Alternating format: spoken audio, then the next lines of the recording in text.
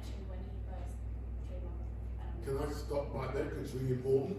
We talked about a very busy space that used to be culturally homogenous. Only people who didn't look like me lived there.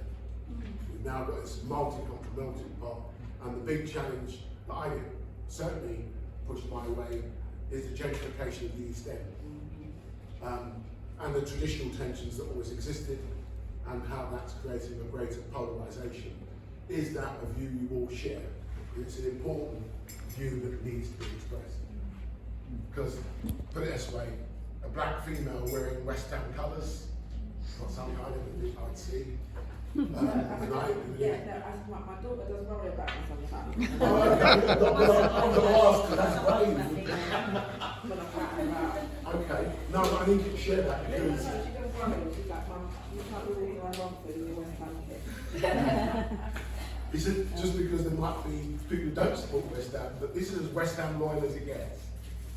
So is it a mixture of the? I mean, this is my uniform, it's not, but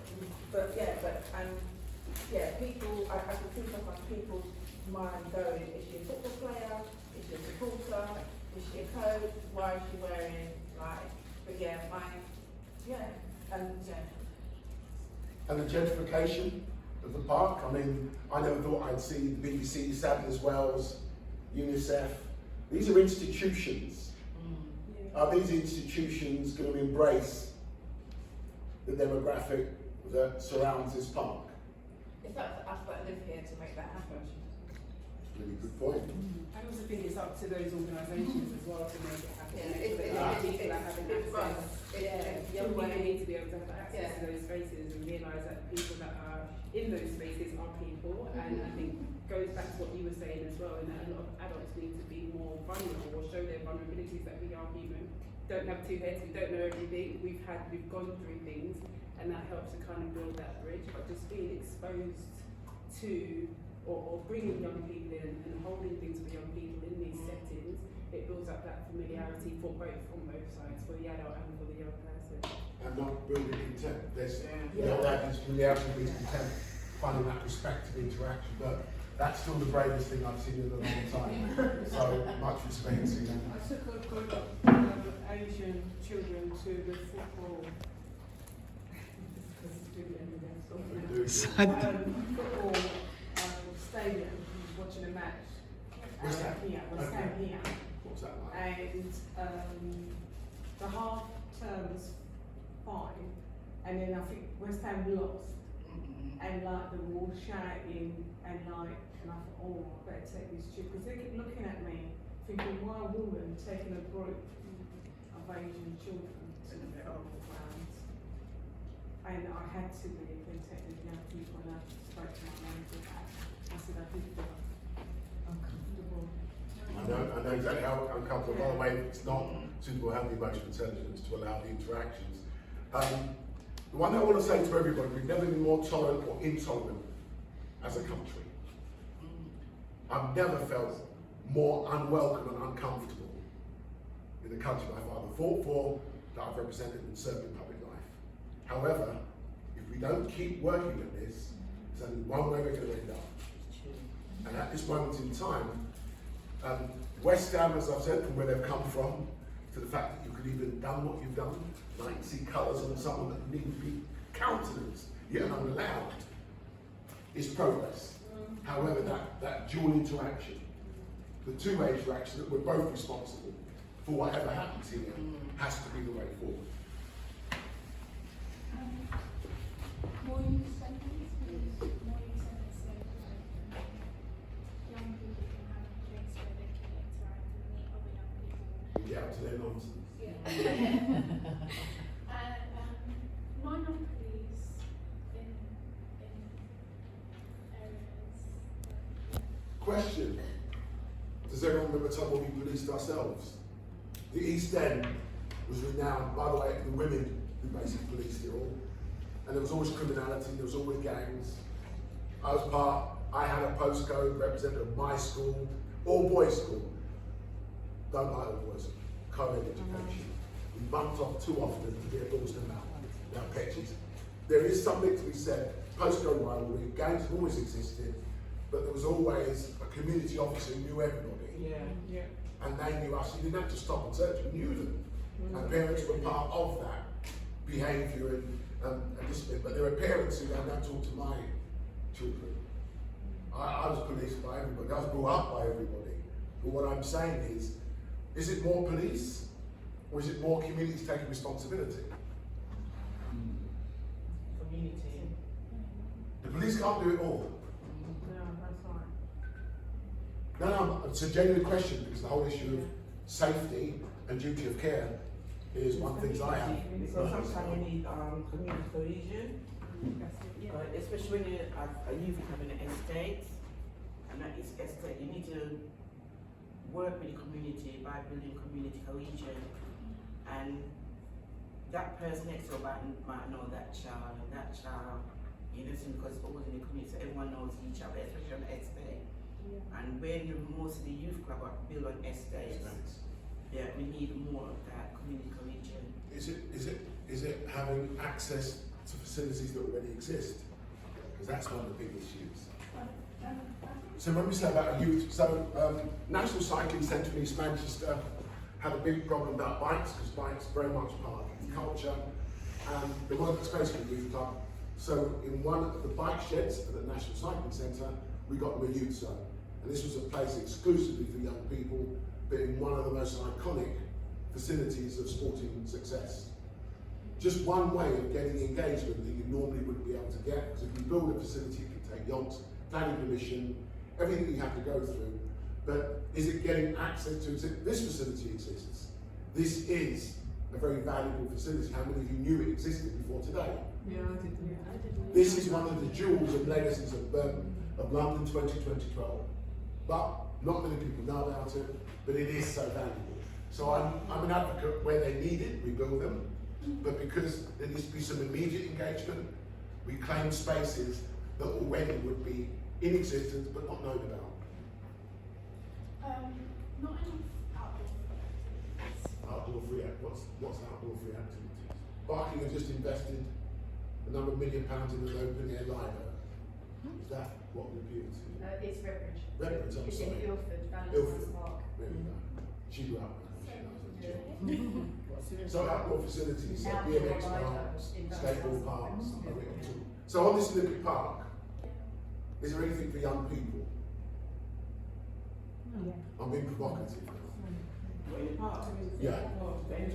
We can talk about young No. This is, so now, when you say outdoor, what would you wish to have, Hayley, Keisha? What would you wish to have in this park? I don't see, like, it should be access to tennis, to basketball, pitches, and just generic stuff, that you should find in every area. And So that's a really well-made point. Is that what you would want to see happen at a park like this? Although I go to Central Park, you've got the lot. The outdoor, you know what they have, I think they have it in some parks. I think Yeah, they have West it in- End Park's got a Some parts have it, It's yeah. really busy over there. Yeah, that'd be nice to Yeah, keep it doing is. this. It's got, Yeah? What park have they got that in? West End Park. Well, they got some around in Hackney, they got one in Haggerston, I think. They have it when you have the gym, you go and do that. I think that would be nice in most parks, a lot of parks. It would be well used as well. One thing you said with that point, I know it's a little bit further down, so I'm sorry, just going to jump into it, is that it's in terms of the signposting and young people actually knowing what things are available and having, whether it's, I'm going to try not to go into too much of it, but social media and using that as a method to communicate what's actually out there, because there's so many things that are happening, but do young people know actually what's happening, or do their parents know? Is there like a one place that you can look at where you can see that information? Question. A lot of discussion has taken place over the last 15 years about a youth app. This app is a one-stop shop, signposting everything that you should be entitled to, you should benefit from, and you should know about. Is that an idea that would land with you? Because there are so many apps out there at the moment, but it's always been discussed in the issue of data.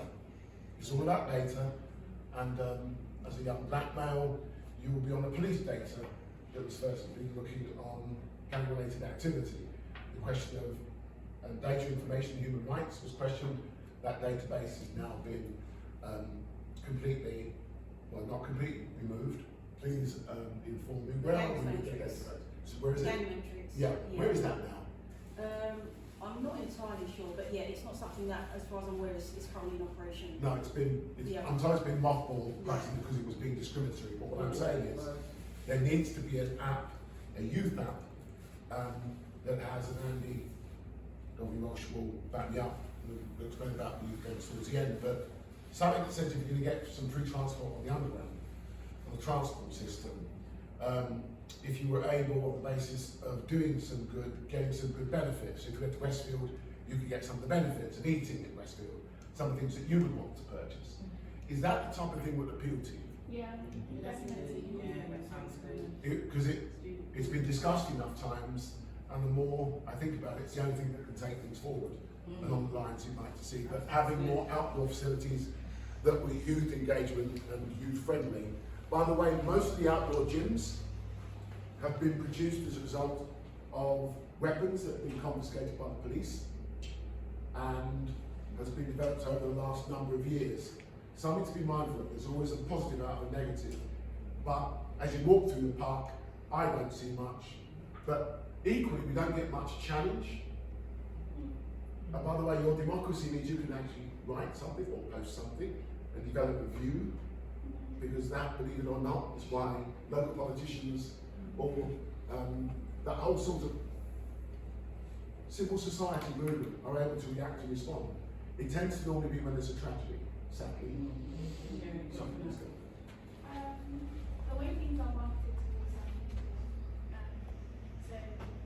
say if they did have like more outdoor facilities, like you said, having an app, so that would probably be something that would catch a lot of young people's eyes. But like if they have someone who's like coming in and they have nothing to relate to young people or not much to relate to the young people of today, it's going to be difficult for young people to want to attend what they're trying to get into.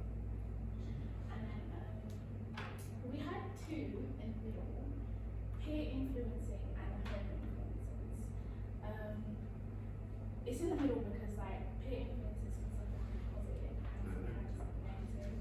Because of the way like society is today, peer pressure is like a really big thing with young people, and a lot of young people are easily influenced by their friends, and some which causes them to not be able to do things that they're passionate about, or yeah, just and then but sometimes it can also be positive because they're so used to doing things in groups. So if say one person wants to do something to do with like a sport, if one person wants to do it, the rest of them are going to want to do it, and it's going to help them be more active and outdoorsy.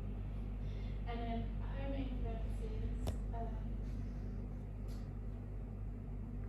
Sorry. It's parents encouraging them Yeah. to do this as well.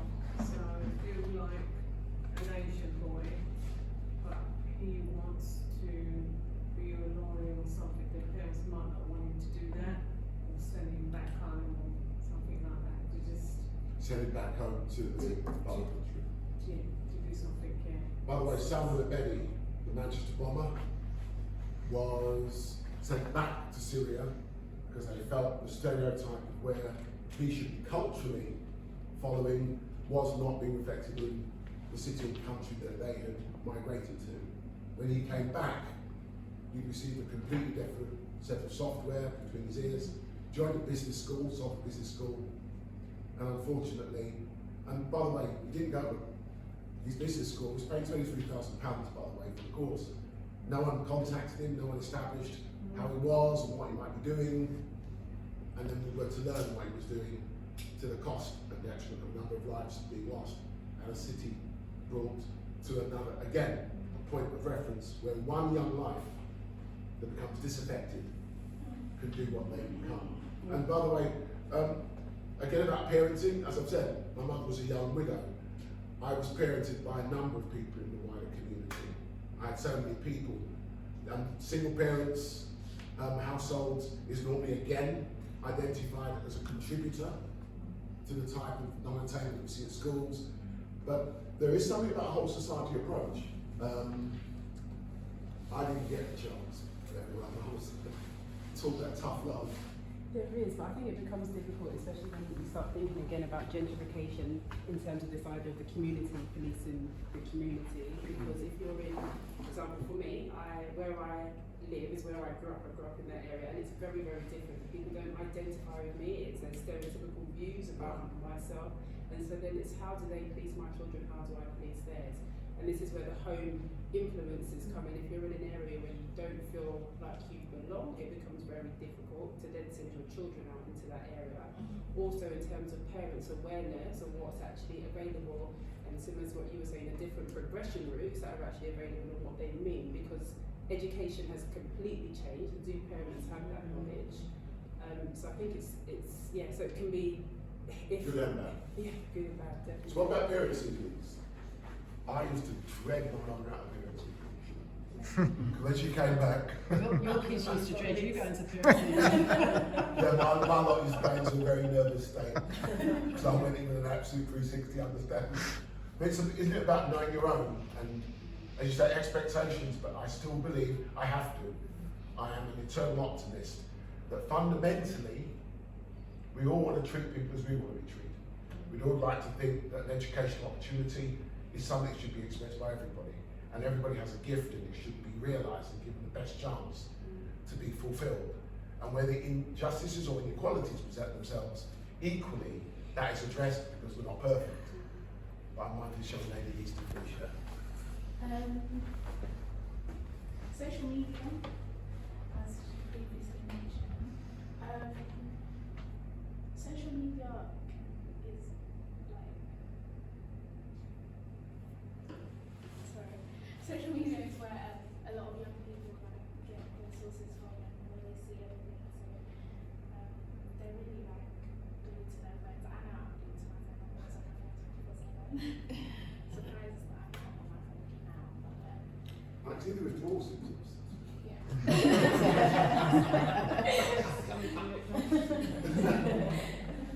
So yeah, social media is and also like the way people present themselves on social media, young people pay attention to that a lot.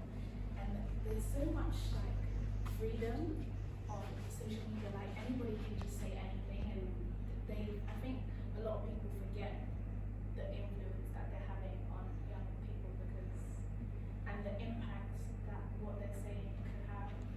So Can I ask you, what sort of people are having that influence? Andrew yeah, Andrew Tate, he's definitely had like a huge impact on young people today. Like he says like a lot of like misogyny. Yes. Yeah. No, I just call it myself.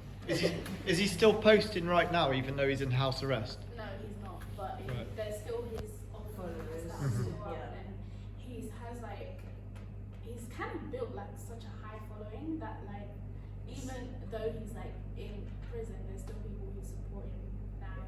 I know, to be more support, but it's great knowing the negative, that you have to be positive in helping affect the change. Yeah. My son said something many years ago, and it really stayed with me, that there's all this negative stuff on social media platforms, but there's the positive stuff to counter it. Is there as much positive to counter the negative? Not really. End of story. Can I just say something? TikTok. Yeah. And because I know majority of young people that use TikTok, they get themselves in trouble. Yeah, because I know I had to call a meeting with all the parents as one young girl used TikTok to bully somebody else, and it was foreign. Yeah, and So all of you are laughing, but yeah, this but is you clearly. see, it's funny thing. I was talking. I just had a discussion with a lot of young girls, and they, you know, when you have all an iPad, then all of a sudden they start. And I'm thinking, what's wrong with you guys? You don't need to just talk and jolly and everything like that. So I said, okay. So they didn't say anything, and there was this new girl that just started. Yeah, she just started and everything. I'm thinking, oh, maybe it's a new girl. And then, so suddenly one of the parents came for her child, and she said, let me look at the phone. and it's TikTok, and that new girl was cussing everybody on the phone, but what they were doing, code, they're using codes on their In language. Yeah, no, it wasn't languages. One is called beauty. Yeah, the one is trade. That's what they were using. These are young girls. They were 12 years old. 6 of Wow. them. Yeah.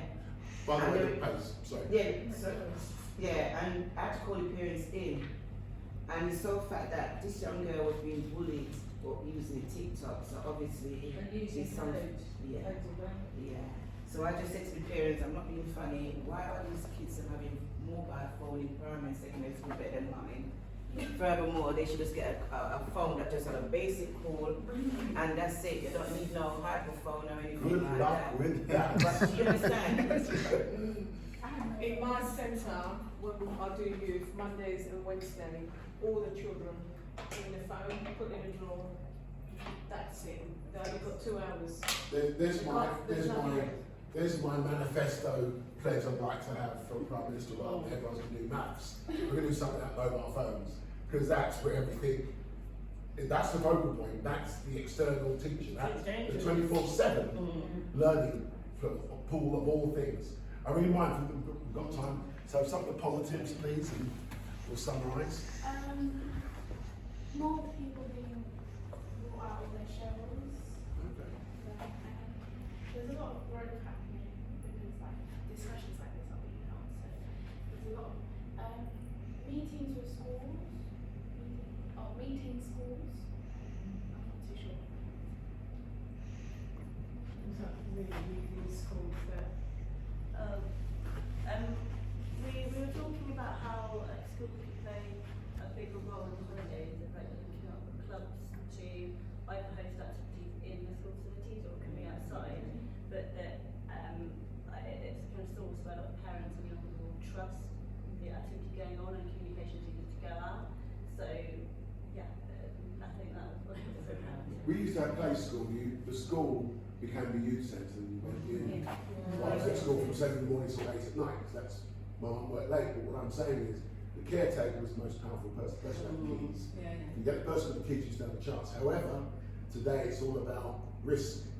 Who takes responsibility if something happens? There's so much more risk placed about the goodwill of what you normally contribute. Community youth clubs coming together to have their voices heard. In my youth club, we built like a youth forum.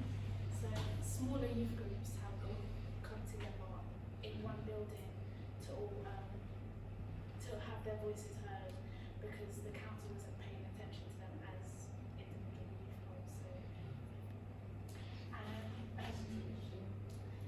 cohesion, knowledge, and empowerment. I'm sorry, that was what I said. If we have more places for young people to go, and this collaboration is going to create cohesion between adults and youth, cohesion between youth and youth from different postcodes if we're having things happening outside of school, which then leads to more knowledge about young people, more knowledge from the young people about their area, and then that creates a sense of empowerment for everybody. 7 points to take forward. Schools acting as connectors for activities.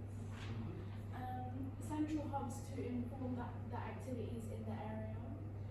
Activities need to be more fun and championed by the young people. Youth clubs, ambassadors / mentors.